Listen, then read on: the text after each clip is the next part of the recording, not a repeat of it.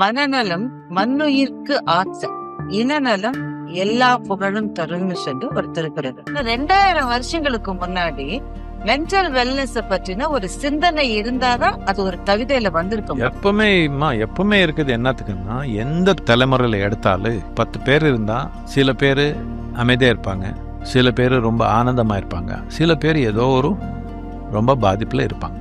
இது இந்த தலைமுறையில எல்லா தலைமுறையிலும் இருக்குது தானே. ஸோ மென்டல் வெல்பீங்ன்றது, நீங்க அமைதி இல்லாம ஆனந்தம் இல்லாம மென்டல் வெல்பீங் இருக்க முடியுமா? Is it a medical issue? நீங்க இங்க உட்கார்ந்தா சந்தோஷமா இருக்கிறீங்க, இதுதானே மென்டல் வெல்பீங் உங்களுக்கு. இப்போ ஏதோ ஒன்று நடக்குது, அதனால சந்தோஷமா இல்லை, சும்மா இங்க உட்கார்ந்தாலே சந்தோஷமா இருக்கிறீங்க. ஏது இப்படி எப்போ இப்படி முடியும்? மனிதன் வாழ்க்கையில் எந்த அனுபவம் வந்தாலும், ஒரு பாதிப்பு வந்தாலும், ஒரு ஆனந்தம் வந்தாலும், இதுக்கு அடிப்படையான ஒரு ரசாயனம் இருக்குது. இதுக்குள்ள ஒரு விதமான ரசாயனம் நடந்துருச்சுன்னா ஆனந்தமா இருக்குது. இதனாலதான் போதைப் பொருள் எடுக்கிறாங்க, ரசாயனம் மாத்திக்கிறதுக்காக.